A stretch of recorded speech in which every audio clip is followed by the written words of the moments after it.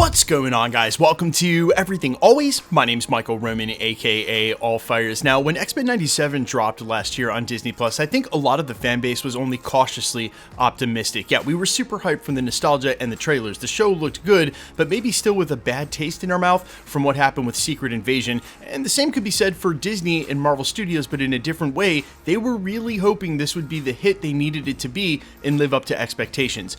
And it did. And now Marvel Studios is left with the task of trying to replicate that success when they introduce the characters into live action for the MCU in what we suspect will be 2028, considering Michael Leslie's officially writing the script right now. And given the news we got in the past week or so from industry insider Alex Perez over at the Cosmic Circus, it looked like Marvel Studios is going to take a cue from that show and really lean on what the strength of the X-Men are. And we're going to talk about that, and of course what this new reveal for a major set of characters from the X-Men side of the universe means, also in terms of another show we know is coming to Disney Plus around the same time. We're breaking it all down, new X-Men characters in the Marvel Cinematic Universe. But first, I want to tell you about the sponsor of today's video. Okay guys, this is insane. What if I told you that not only would you be given one free legendary plus 2 epic strong heroes using my link only, but you could also win $5,000 for a Christmas shopping spree, a gaming console, or even a smartphone. And if that's not enough, there'll be tons of $100 Amazon gift cards and other in-game prizes. What do you have to do to win? Simple. Raid Shadow Legends are celebrating Christmas in Teleria with a brand new minigame. No Raid's running this minigame until January 12th. What you do is log in, make sure you play the minigame 24 hours after logging in,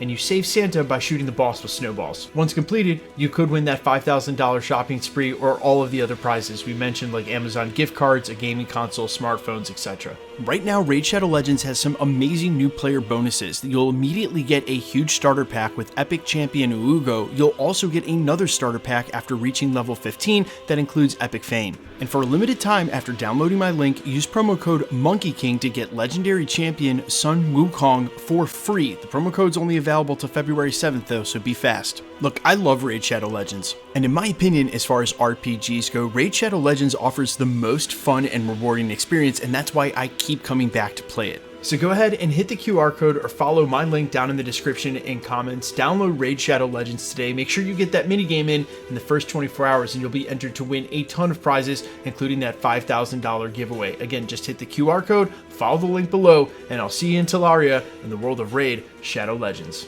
Okay, so this latest update comes from Alex Perez. Again, he's a writer and editor over at the Cosmic Circus. They're an industry insider editorial that we've confidently re-reported on for years. They have a proven track record with Marvel scoops, and lately he's been doing Q&As on his Discord, which included a ton of reveals when people would ask him point blank about future stuff in the Marvel Cinematic Universe. Real recently, within the last week, he revealed that Marvel Studios intends introducing the Shi'ar Empire into the future of the MCU, which obviously has some implications for a storyline that we just saw play out in X-Men 97 with Professor Xavier, but even still, and in a bigger sense, promises they're going to keep exploring the cosmic side of the Marvel Cinematic Universe, something that James Gunn did so well with the Guardians of the Galaxy trilogy, and something Marvel Studios is going to want to continue. Now, you'll remember during the prologue, I briefly referenced two things. Number one, the success of X-Men 97, and two, the failure of Secret Invasion. And when it comes to the Shi'ar Empire, the aggressively expanding intergalactic empire who choose to use marriage as their method of choice in order to assume and assimilate other worlds and civilizations, which could have and should have been the Skrulls,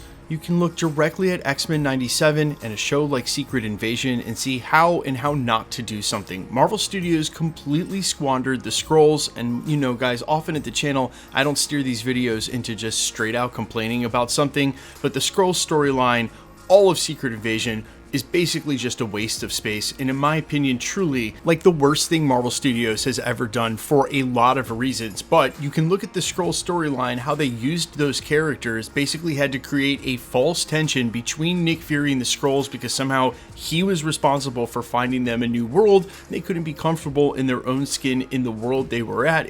The show was so poorly written in the context of what you expect from a Skrull storyline, and such a missed opportunity for how they could have been used. Then you take a look at a show like X-Men 97, where the Shi'ar Empire were used to give real agency to basically the entire storyline. Look, the emotional underpinning for what happened in Season 2 was because Professor X was taken by the Shi'ar Empire. Yeah, they were attempting to save his life, but still, the team had to figure out how to function not only without him, but now with Magneto at the helm, which, for the record, record, he also used to try to turn public opinion about who and what Professor Xavier was, marrying into an intergalactic empire. A lot of levels to that, but there was a reason for them to be involved in the storyline. Even the Sovereign, used as an adversary in Guardians of the Galaxy 2, were ultimately there in order to yield Adam Warlock. They were there for a purpose. The Skrulls, well, it's a regrettable thing for Marvel and something that hopefully they're going to learn from. Look, as I also mentioned during the prologue, the strength of the X-Men is what Marvel Studios needs to lean on, and that's how big that universe is. All of the characters coming together for a massive storyline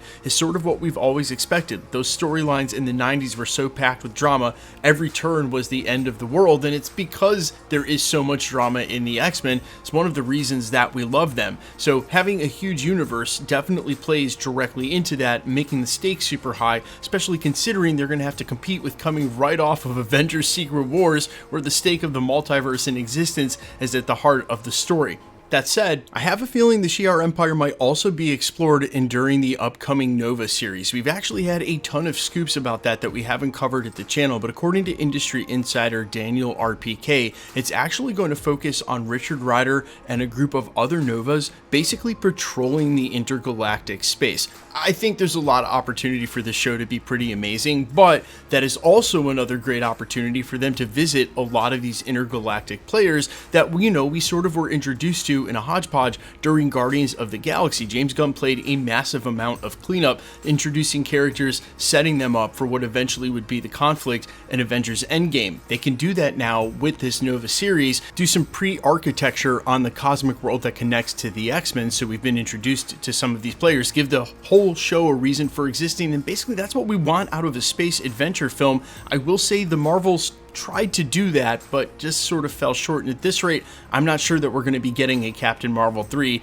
that either Marvel or Brie Larson has any plans on trying to do that. And it's pretty simple. Look, at the end of the day, you gotta have a reason for these characters to be there. That's something that Marvel Studios love to claim was their hallmark and during Phase 1, not wasting cameos. Then you get to Phase 4 and Phase 5, and Scar, and Eros, and Clea, and Hercules, and the list goes on and on. They had no reason for being introduced whatsoever, just to promise something on the horizon that Marvel Studios doesn't even know if they can deliver on. And if we're going to get Hercules, say, in Doomsday or Avengers Secret Wars, is it going to feel a little weird because we have not seen him since? He basically hasn't said a word of dialogue yet.